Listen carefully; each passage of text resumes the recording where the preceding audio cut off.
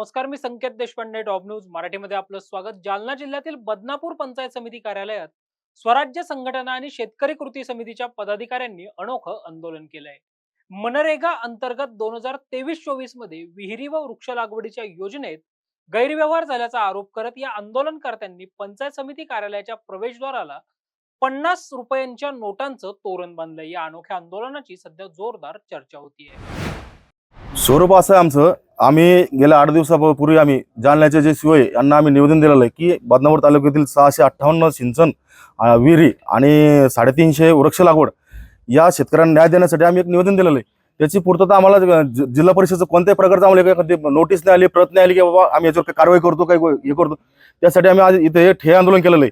आणि याच्या पुढची दिशा आणि जे शेतकऱ्यांच्या एकजूट आहे, हे थोड्या प्रमाणात शेतकरी इथून पुढे 15 दिवसानंतर जेवढे शेतकरी 1000-1200 शेतकरी हे शेतकरी घेऊन सर आम्ही या राज्याचे मंत्री रोजगार हमीचे जे आहे ते भरत शेठ गोगावले त्यांच्या निवासस्थानासमोर आम्ही आत्मदहन आंदोलन करणार आहोत.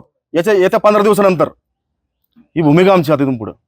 तुम्ही आज पैशांचं तोरण आणलेलं आहे, कशासाठी? यस, पैशाचं तोरण आम्ही यासाठी लावलेलं आहे की काही शेतकऱ्यांना आम्हाला सांगितलं आहे की आमच्याकडून पैसा घेतलेला आहे विहिरी मंजूर करण्यासाठी, आणि पैसा घेतल्यानंतरही जर आमच्या विहिरी डिलीट होत्या, आमच्या फाईल डिलीट होत्या. आणि जिल्ह्यामध्ये प्रत्येक तालुक्याच्या जेवढे पंचायत समिती असेल ते एमआरसीचे कामं पूर्ण झालेले 2023-24 बदनापूरचं का नाही झालं याचं कारण अद्यापही आम्हाला सांगितलं गेलेलं नाही. यासाठी आम्ही पैसे त्वरित लावलेले किंवा शेतकरी म्हणले की पैसे दिलेले, मला आणखी पैसे देऊ आपण संघटनेच्या वतीने, कृती समितीच्या वतीने. आम्ही प्रशासनाला तुम्ही काही जाब विचारला का? जाब विचारला म्हणजे आम्ही निवेदन दिलेलं आहे झेडपीला, त्याचं आम्हाला कोणत्याच प्रकारचं उत्तर नाही आलंय. आणि आमचा इशारा असा राहील की येत्या 15 दिवसानंतर आम्ही शेतकऱ्याला घेऊन आम्ही रोजगार हमीचे मंत्री भरत शेठ गोगावले यांच्या निवासस्थानासमोर आम्ही आत्मदहन आंदोलन करणार आहोत. फळबागेच्या फायलीसाठी 10,000 रुपये दिलेले अधिकाऱ्यांना. तरी माझं नाव स्पष्ट भरते वेळेस तिकडून फोन आला की बाबा तुमचं सर्च कीमधून नाव उडलेलं आहे.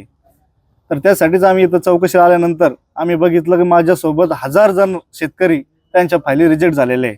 त्यामुळं आम्ही सीओला त्या दिवशी निवेदन दिलं आणि आजचा दिवस दिला होता ठे आंदोलनाचा.